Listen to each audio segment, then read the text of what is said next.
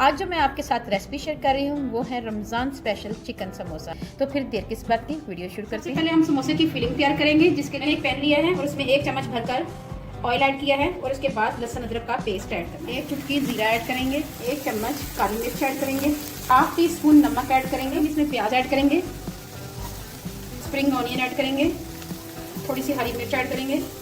अब हम इसमें सोया सॉस ऐड करेंगे, इसके करीब सिरका ऐड करेंगे, साथ ही इसमें चिकन ऐड कर देंगे। समोसे की फिलिंग तैयार हो गई है। अब इसको ठंडा करके समोसों में फिल करेंगे। इसमें हम समोसों की लई तैयार करेंगे, जिसके लिए मैंने 2 चम्मच मैदा लिया है और उसमें थोड़ा सा पानी ऐड करेंगे। सबसे पहले हम इसकी कोन तैयार करेंगे, जिसके लिए मैंने ये देखें ऐसे टर्न करना है और फिर ऐसे और फिर ये कोन की करें। फिर इसको फिल करते हैं इस कोन को, उसके बाद आपने लई लगानी है।